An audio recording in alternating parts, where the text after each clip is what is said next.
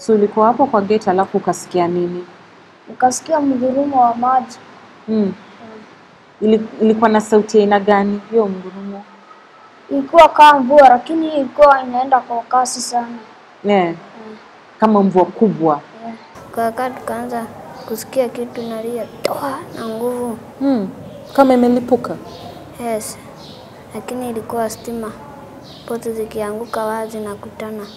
Tena asubuhi anza kusikia tiko inapatikana. We have seen that buildings collapsing here in Nairobi and Kisii and other places. And immediately this happens, the government looks for the contractor and the person, the owner of the building. But why the silence on this particular person? My biggest frustration is that we have not seen him arraigned in court. These are over 47 people dead in Nakuru County. Many others are missing. And we have a person whose face we haven't even seen come to condole the people. All the dams are legal. They have got proper, prior due permission. From who? From all the authorities, from the water department, from Waramba. We have all the proper permission and we've been paying all our fees on time. And they have been coming continuously to have a look and inspected these dams. So why would Waramba say that they haven't permitted your dams? Why would they make... I find it very, very difficult for them to hold up that statement. A peculiar relationship exists between the residents of Solai and the Patel family. On camera, many are quick to praise Mansukh Patel, the owner of the dam. He has brought some economic prosperity to an area that had no real development to boast of. This road is built and maintained by the Patels, as are at least 4 schools in the area. Almost everyone here has a relative working at the expansive Patel farm. Even the chief's office was built and furnished by the Patels. So while on camera, if anyone asks whether Patel has a case to answer, no one will point an accusing finger. Well, at least not just at him.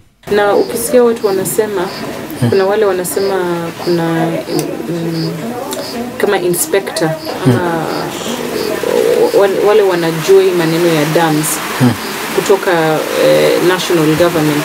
Walikuwa wanakuja wanafanya hiyo upelelezi, wanasema kama hii dam iko sawa ama haiko sawa. Alafu wanasema kuna upande haikuwa sawa kabisa. Walikuwa wameambia mwenye dam afanye ujenzi fulani ili dam iwe stronger. Kitu kama hiyo tukusikia. Kwa sababu hiyo damu hata ikijengwa lazima hata kupewa na pewa ruhusa ajenge. Kama ile iko kando ya barabara utasema ni yeye mwenyewe kujitolea kujenga. Si lazima anachukua nini ruhusa kutoka kwa serikali. Kwa hivyo hakuna venye atajitolea aseme ajenge hapo. Hiyo tu tuseme ni venye tu wanataka kuficha watu macho. Hii kitu inajengwa kwa serikali ikiwa inajua inajengwa damu. Sababu sasa unaona maji mingi ikikuwa ikipotea. Anaona haisoko mahali. Sababu ndo anatumia kupanda nazo nini chakula zake. Sasa tuwesema ati nini? Tutaraumu ati yeye hata yeye mwenyewe lazima kuna wakubwa wenye wanajoiniana nao. But those who speak to us off camera reveal more. They tell us that they are now living in fear. They know that there are more dams up the hill. They want them all drained. They don't understand why Patel needs so much water. But they are grateful that he gives them some of it. We have a person who then says that he has been there helping the community. It is uncouth. It is wrong to block rivers. In fact, he has blocked 2 rivers in that area. For those who feel that your act of draining almost 3 rivers into your dams was immoral, unethical, this is water that residents had access to in the past. They did not need your permission to use, but now are in a sense limited by what you choose to give them or not. That doesn't strike you? No, well, what I would like to say to that is these dams are largely rain-fed. If you see the amount of water that comes to us, we're already quite downstream. I refer you to my earlier statement. We're quite downstream. There's a lot of people upstream already damming the water to different degrees. Some government officials in charge of this area admit that they are proud supporters of Mr. Patel. To them, he is a philanthropist, a generous investor providing services the government is struggling to give. It's as if their fortunes are intertwined. If Patel goes down, so too does the community. Tu ndo kazi ni kwake. Sasa angalia huku tunaona mashamba ishagawanywa kidogo kidogo. Mtu akuitia kibarua leo, kesho imeisha. Sasa unaenda hapo na fahamu kubwa. Anasaidia watu sana.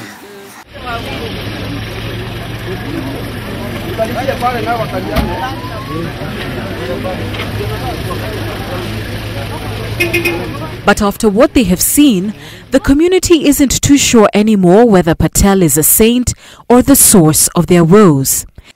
And the rain won't let them forget the events of May 9th. It's still pouring, and every drop strikes dread into adults and children alike. Like this 10-year-old boy, this frown hasn't left his little face.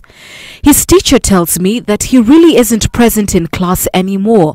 His mind is always far away. He's trying to understand what he saw that night. He thinks it might happen again. He wants the rain to stop. It killed his best friend.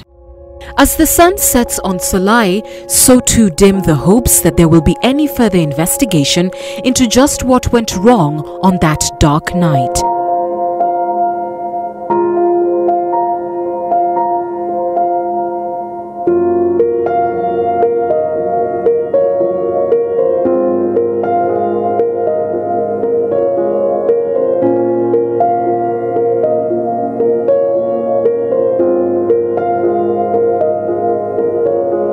And joining me now is Nakuru Senator Susan Kihika, who has become a lone voice on the issue. She's speaking to us from Nakuru County. Good evening, Senator, and thank you for joining us. Why are you the only area leader who is still talking about this? I mean, MCAs, area MPs, and the governor have all gone silent. Well, thank you, Anne, for having me. Unfortunately, I think that whether others are talking or not, I have a duty and a responsibility to keep speaking on behalf of those who cannot speak. I feel that when they woke up and voted for me, and some have probably passed on who voted for me, may they rest in peace, they expected me to speak for them and represent them, especially when they are not able to represent themselves. So that is why I continue to speak. I also believe that was such a huge tragedy. When you have over 47 people dead, we cannot, it's not just a number, and we cannot just wish that away. So I continue to speak on behalf of those who cannot speak for themselves. And even if I am a minority of one, I will continue speaking. Well, you're expected to petition the Senate tomorrow to take some action on this matter. What exactly do you want them to do? Actually, what I'm doing tomorrow is bringing a motion. Actually, maybe not tomorrow, it might be Wednesday by the time we get to it. Is bringing a motion to get a select committee in the Senate that will continue or will go ahead and do a complete and holistic investigation into what went wrong. In addition to that, if anybody, whether an individual or a government agency was culpable, and also in terms of what needs to be done as far as compensation for those victims who passed on, or for those who are displaced, because we have hundreds of families who have since been displaced. We have some who have nowhere to live right now and are just destitute. So it's an investigation that will help us get to the bottom of what happened, what needs to be done, and how we mitigate to make sure that this sort of disaster does not happen in the future. How does that differ with what the Defense Committee has already done?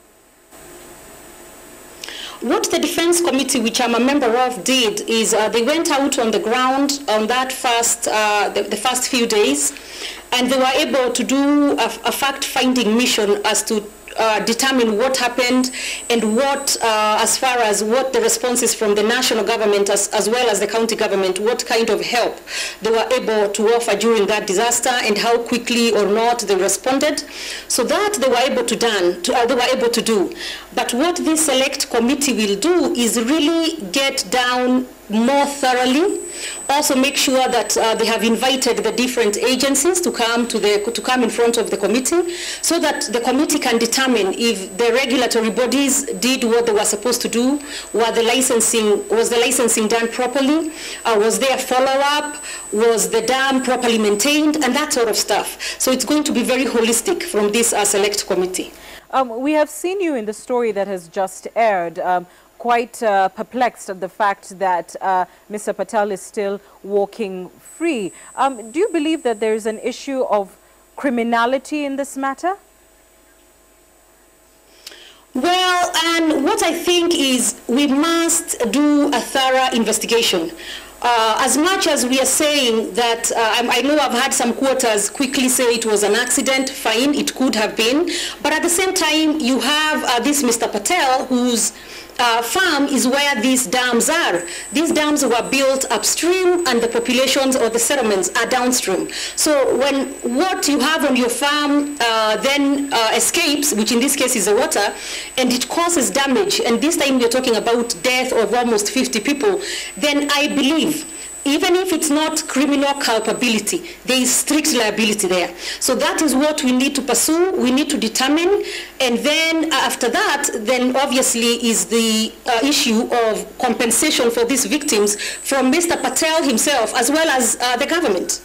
When I visited the area, it was very clear from area residents that his investment in the region has been a kind of lifeline for them. It is the most significant economic investment that they've seen, and there was a sense that their fate is intertwined, that if he goes down, so too does the community. Would you agree?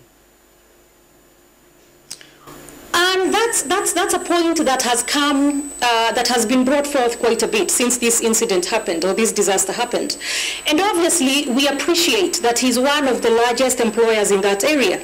So Bukia, as well as Nakuru County in general, is one area that has a lot of settlements with those large farms that provide employment for their people. So as much as we appreciate that, he must also, if he's culpable, be then be held liable. Because as much as you're providing employment, you also have to do things right and do them within the law. And we are not saying, or nobody is saying that he should be brought down. That is not even where we are going. Where we are going is you must take responsibility if you're responsible for the loss of these lives or for the loss of this property. And that's where we're going.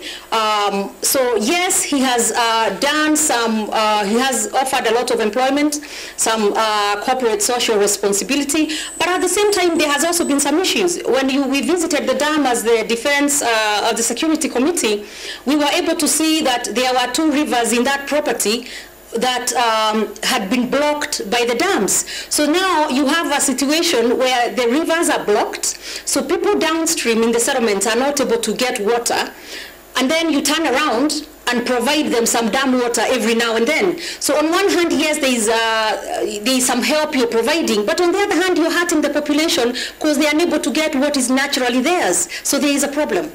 All right, we'll be following up this story. Thank you for speaking to us this evening, Susan Kihika, the Nakuru Senator. We're taking a short break. We're back with your views after this.